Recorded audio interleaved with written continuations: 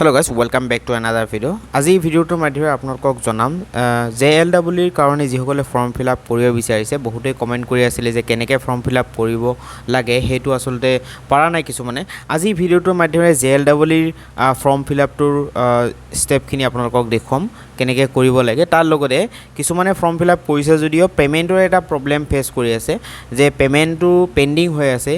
আৰু এই পেন্ডিংটো কেনেকৈ আপোনালোকে আতৰাব ইয়াৰ সলিউশন কি এই ভিডিওটোৰ মাধ্যমে আপোনালোকক জনাম গতিকে ভিডিওটো সম্পূৰ্ণ চাব আৰু চেনেলটো যদি এটাও সাবস্ক্ৰাইব কৰা নাই আপোনালোকে চেনেলটো সাবস্ক্ৰাইব কৰিব ওকে ভিডিওটো আপোনালোকে কন্টিনিউ চাওক তেতিয়াহে বুজিব ইয়াৰ আগতে এটা সৰু ইনফৰমেশন দিব বিচাৰিছো অক্টা সাইবাৰ কাফে হল এক অনলাইন সাৰ্ভিস প্ৰভাইডাৰ এখেতসকলৰ পৰা যিকোনো অনলাইনৰ ফৰ্ম ফিলআপ সমূহ আপোনালোকে কৰাই ল'ব পাৰিব JLEE ফৰ্ম ফিলআপ যদি আপোনালোকে কম্পিউটাৰ দোকানৰ পৰা কৰিব বিচাৰিছে মই প্ৰিফাৰ কৰো অক্টা সাইবাৰ কাফেৰ লগত কন্টাক্ট কৰি আপোনালোকে খুব কম মূল্যত অনলাইনৰ ফৰ্ম ফিলআপটো কৰাই ল'ব পাৰিব আপোনালোকৰ ইয়াত দেখিব পাৰিছে যে WhatsApp নম্বৰটো অক্টা সাইবাৰ কাফেৰ দিয়া আছে এই WhatsApp নম্বৰ আপোনালোকে কন্টাক্ট কৰক মানে আপোনালোকে জাস্ট WhatsAppত কন্টাক্ট কৰাৰ পিছত নিজৰ ৰিকোয়াৰ্ড ডকুমেন্টবোৰ শেয়াৰ কৰক আপোনালোকৰ ফৰ্ম ফিলআপ সমূহ কৰাই দিব বা অন্যথা যিকোনো জবৰ অনলাইন ফৰ্ম ফিলআপ সমূহ কৰাই ল'ব পাৰিব গতিকে এতিয়া অক্টা সাইবাৰ কাফেত কন্টাক্ট ওকে ওভৰি আইছো ভিডিওৰ মূল টপিকলৈ প্ৰথমতে জনাইছো যে কেনেকৈ আপোনালোকে এপ্লাই কৰিব যিসকলে পলিটেকনিকটো পাস কৰিছে বা পলিটেকনিক 6 সেমত এতিয়া পঢ়িছে আপোনালোকে পলিটেকনিকৰ পিছত বিটেক পঢ়াৰ কাৰণে ইচ্ছা কৰিছে বা বিচাৰিছে ওকে তো এতিয়া JLEE মাধ্যমে যেহেতু আপোনালোকৰ অসমৰ যিকেটা পলিটেকনিক আছে সেইকেটাৰ আপোনালোকে JLEE মাধ্যমে পঢ়িব পাৰিব অন্যথা আপোনালোকে যদি বাকি CITত পঢ়িব বিচাৰিছে তাত বেলেগ এক্সাম হয় তেজপুৰ ইউনিভাৰ্সিটি যদি এডমিশন লৈছে তাতো এক্সাম বেলেগ হয় সেইবোৰ ভিডিও আপোনালোকক নেক্সট এটা ভিডিওত জনাম বাট আজি যেহেতু জনাই আছো যে ASTUৰ আন্ডাৰত যিকেটা ইঞ্জিনিয়াৰিং কলেজ আছে অসমৰ বেছিভাগ ইঞ্জিনিয়াৰিং কলেজ ASTUৰ আন্ডাৰত আছে ওকে গতিকে ASTUয়ে JLEE এক্সাম কন্ডাক্ট কৰে ওকে এতিয়া অনলাইন ইয়াত ASTUৰ ৱেবসাইটত প্ৰথমতে ভিজিট কৰিব astu.ac.in তাত ভিজিট কৰাৰ পিছত online application submission form JLEE 2025 and JMEE 2025 okay ইয়াত আপোনালোকে ডাইৰেক্টলি ক্লিক কৰিব ক্লিক কৰাৰ পিছত এনেকুৱা ধৰণৰ পেজ পাই যাব ইয়াত আপোনালোকৰ এপ্লিকেশন অপচন এটা আছে এপ্লিকেশন ফৰ্ম বুলি ইয়াত লিখা আছে ইয়াত ক্লিক কৰিলেও হ'ব বা লেফট সাইডে আপোনালোকে দেখিব পাৰিব home and application form okay application এই ফৰ্মটোত আপোনালোকে ডাইৰেক্টলি যদি ক্লিক কৰে ক্লিক কৰাৰ পিছত আপোনালোকৰ এপ্লিকেশন ফৰ্মটো ইয়াত আহি যাব ইয়াত ইনস্ট্ৰাকশন অকমান আহিব যে PDF আপোনালোকৰ যোনটো ফটো আৰু সিগনেচাৰ আপলোড কৰিব লাগে তাৰ ইয়াত হেইটো দিয়া আছে আপোনালোকে PDF মোডত আপলোড নকৰিব JPG বা JPG ফৰমেটত আপলোড কৰিব ফটোগ্ৰাফটো আৰু সাইজটো দিয়া আছে size of photograph should be maximum 30 KB 35 KB okay তাৰ পিছত এণ্ড মিনিমাম 20 KB ইয়াৰ ভিডিওত আপোনালোকে হ'ব লাগিব আৰু আপোনালোকৰ সিগনেচাৰটো ইয়াত উল্লেখ কৰা হৈছে 30 KB ৰ পৰা মিনিমাম 15 KB লৈকে হ'ব লাগিব ওকে এইটো মতে আপোনালোকে ফাইলটো বনাব মানে আপোনালোকৰ ফটোৰ ফাইল বা সিগনেচাৰৰ ফাইল ওকে এতিয়া কথা হৈছে বাকিখিনি ইনস্ট্ৰাকশন আপোনালোকে পঢ়ি ল'ব দেন ইয়াত ডাইৰেক্টলি নেক্সট নামৰ এটা অপচন আছে যোনটো নেক্সট অপচনত ডাইৰেক্টলি ক্লিক কৰিব নেক্সট অপচনত ক্লিক কৰাৰ পিছত ইয়াত দুটা অপচন পাব এটা JLEE এটা JMEE MCA কোৰ্সৰ কাৰণে হয় আৰু JLEE বিটেক কোৰ্স 3rd সেমিষ্টাৰত এডমিশন লোৱাৰ কাৰণে তো জয়েন লেটাৰেল এন্ট্ৰি ইয়াত অপচনত ক্লিক কৰিব ক্লিক কৰাৰ পিছত এনেকুৱা ফৰ্ম পাই যাব তো স্টেপ বাই স্টেপ আপোনালোকে কেয়াৰফুলি এইবোৰ ফলো ফৰ্মটো ফিল আপ কৰিব যিবোৰ তথ্য আপোনালোকৰ নিজৰ দিব লাগে কোৰ্স এপ্লাইড ফৰ চাওক এটা কৰিছে বহুতে কোৱেশ্চন কৰিব পাৰে মই ইলেক্ট্ৰিকেল ইঞ্জিনিয়াৰিংত পলিটেকনিক পঢ়ি আছো বাট মই মেকানিকেল ইঞ্জিনিয়াৰিংত বিটেক কৰিব বিচাৰিছো তো আপোনালোকে হেইটো আপোনালোকে দিব পাৰিব বাট যদি আপোনালোকে মেকানিকেলত এপ্লাই কৰে লেটাৰেল এন্ট্ৰি যোনটো এন্ট্ৰেন্স এক্সাম হেইটোৰ কোৱেশ্চন পেপাৰটো কিন্তু মেকানিকেল ইঞ্জিনিয়াৰিং ৰিলেটেড আহিব হেইটো কিন্তু আপোনালোকে আগতে ভাবি ল'ব আপোনালোকে হেইটো পাইব নাই ওকে তো ইয়াত ধৰি লওক কোৰ্স এপ্লাইড ফৰ এতিয়া মই বিটেক পঢ়িব বিচাৰিছো 3rd সেমিষ্টাৰ ওকে ইয়াত লিখা আছে জয়েন লেটাৰেল এন্ট্ৰি এক্সামিনেশ্যন হেৰু হল ক্যান্ডিডেট ফুল নেম টু ইয়াত আপোনালোকৰ মাৰ্কশিট মতে 10 মাৰ্কশিট মতে আপোনালোকৰ যেনেকুৱা নাম আছিল সেম আপোনালোকে নামটো ইয়াত এন্টাৰ কৰিব তাৰ পিছত আপোনালোকে ফাদাৰ নেমটো ইয়াত এন্টাৰ কৰিব মাদাৰ নেম আৰু নিজৰ ডেট অফ বাৰ্থ ওকে তাৰপিছত এজটো অটোমেটিক আহি যাব বাট এজটো আপোনালোকৰ ইয়াত 2025 অকমান ভুল আপোনালোকে দেখিব পাৰে যে হঠাৎ যেতিয়া অটোমেটিক কম্পিউটাৰাইজড এজটো আহি যাব তেতিয়া হঠাৎ আপোনালোকৰ কনফিউজ হৈ যাব পাৰে যে এজটো কিয় কম আহি গ'ল তো বা বেছি আহি গ'ল এনেকুৱা আহি যাব পাৰে ন তো ইয়াত মেইনলি কাউণ্ট কৰিব আপোনালোকৰ 1/7/2025 অ'কে এইটো মতে আপোনালোকৰ কাউণ্ট কৰা হ'ব অ'কে দেন আপোনালোকৰ ইয়াত নেশ্যনেলিটি ইয়াত অবভিয়াছলি আপোনালোকে ইণ্ডিয়ান দিব লাগিব অ'কে দেন আপোনালোকৰ জেণ্ডাৰ যদি মেল হয় মেল দিব বা ফিমেল যদি হয় বা আদাৰ মানে ট্ৰান্সজেণ্ডাৰ হ'ব পাৰে যদি হয় তেনেহ'লে আদাৰ অপশ্যনত ক্লিক কৰিব অ'কে দেন আপোনালোকৰ ইয়াত উল্লেখ কৰা মতে are you permanent resident of Assam চাওক ইয়াত PRCটো অসমৰ মেণ্ডেটৰী হ'ব লাগিব okay the candidate must be an Indian citizen with a valid PRC of Assam issued by the competent authority okay তো ইয়াত আপোনালোকৰ য়েছ দিব লাগিব অ'কে যে অসমৰ PRC থাকিব লাগিব দেন আপোনালোকৰ নিজৰ এড্ৰেছ ঠিক আছে তো JLEE ফৰ্ম ফিল আপ ইমান এটা লং প্ৰচেছ নহয় খুব শ্বৰ্ট হয় ইজি হয় তথাপি বহুতেই কনফিউজ হৈ আছিলে তো ডাইৰেক্টলি আগতে ফৰ্ম ফিল আপৰ কথাখিনি দেখুৱাইছোঁ তাৰপিছত পে'মেণ্টৰ কথাখিনি কৈ আছোঁ তো এড্ৰেছ লাইন ইয়াত এড্ৰেছ লাইন 2 দিব মানে ধৰি লওক আপোনালোকৰ গাঁওখনৰ নাম বা চিটি চহৰখনৰ নাম তাৰপিছত পোষ্ট অফিচ এনেকৈ কমা দি আপোনালোকে জাষ্ট চিম্পলি ইয়াত এণ্টাৰ কৰিব চিটি যোনটো হয় ডিষ্ট্ৰিক্ট পিনক'ড দেন আপোনালোকৰ ষ্টেট নিজে চিলেক্ট কৰিব নিজৰটো আৰু মোবাইল নম্বৰ আৰু ইমেইল আইডি কিন্তু কেয়াৰফুলি দিব পিছত আপোনালোকৰ ৰিজাল্ট চেক কৰাৰ সময়তো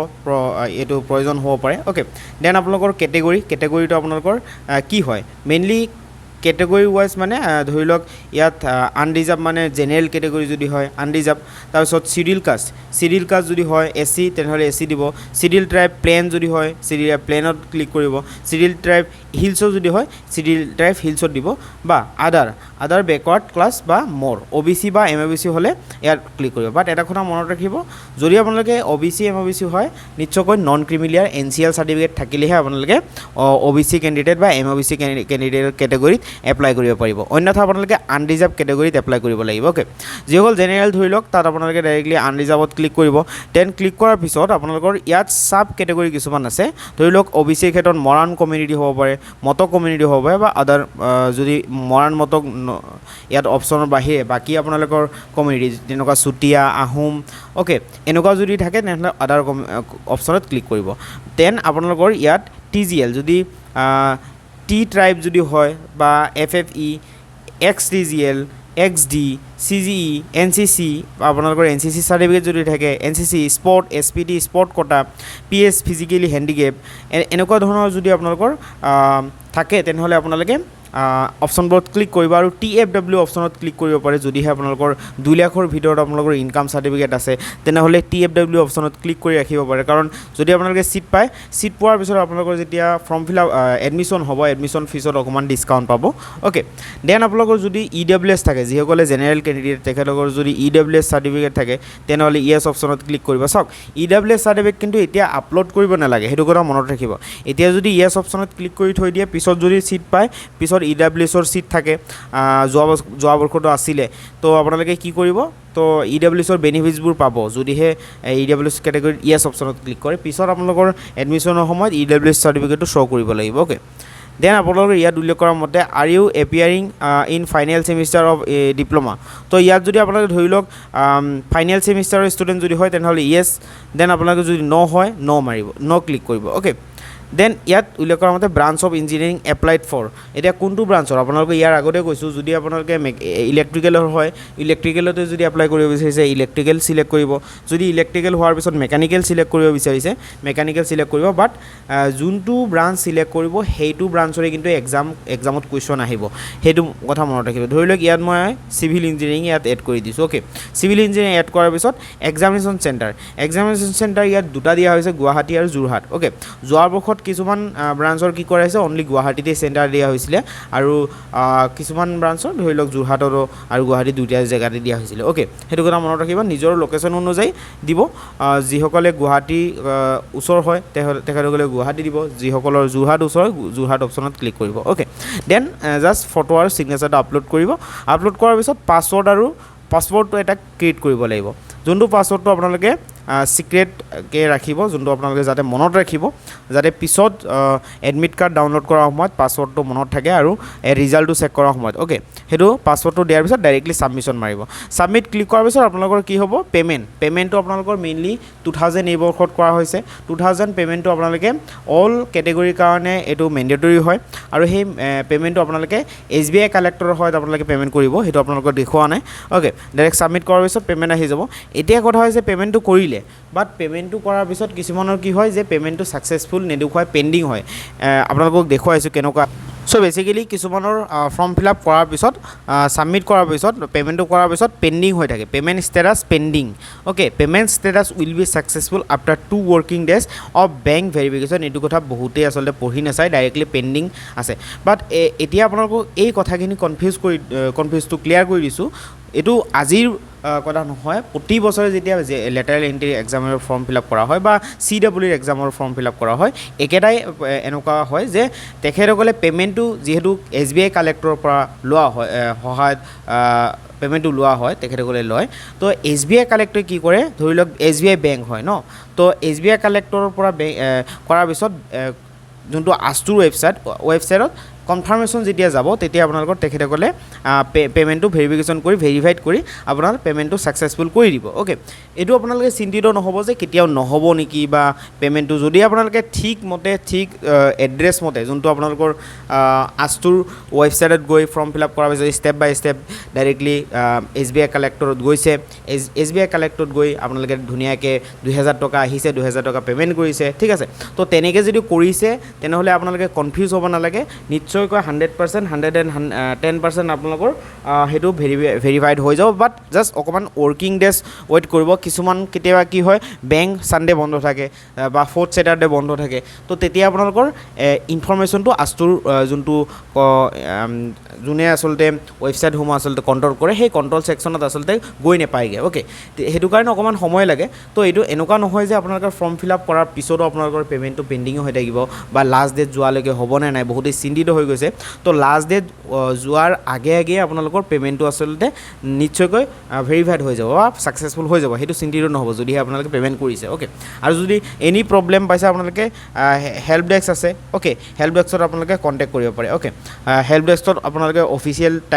টাইমত যদি কল কৰে তেখেতসকলে ৰেছপন্স কৰিব এনেই বাকী চিন্তিত হ'ব নালাগে পে'মেণ্টটো আপোনালোকৰ ছাকচেছফুল হ'ব জাষ্ট ৱৰ্কিং 2 ডেজ বুলি কৈছে ৱৰ্কিং বুলিবলৈ আপোনালোকৰ ধৰি লওক হলিডেটো নহয় আচলতে বহুতেই ছানডে যিহেতু আছিলে যোৱাকালি ছানডে আছিলে সেইটো আপোনালোকে বহুতেই চিন্তিত হৈ গৈছিলে তো ছানডেত আপোনালোকৰ ভেৰিফিকেশ্যন নহয় মানডে টুৱেজডে আপোনালোকে ৱেইট কৰক বা 2 দিনমান ৱেইট কৰক আপোনালোকৰ পে'মেণ্টটো ছাকচেছফুল হ'ব অ'কে গতিকে আশা কৰিছোঁ কনফিউজটো দূৰ হৈ গৈছে যিসকলে ফৰ্ম ফিল আপ কৰাৰ পিছত পে'মেণ্টৰ প্ৰব্লেমটো পাই আছে আশা কৰিছোঁ বুজি পাইছে ভিডিঅ'টো যদি ভাল লাগিছে লাইক কৰিব কমেণ্ট কৰিব আৰু শ্বেয়াৰ কৰি দিব আৰু চেনেলটো যদি ছাবস্ক্ৰাইব কৰে আপোনালোকে টেকনিকেল গাঁৱলী ইউটিউব চেনেলটো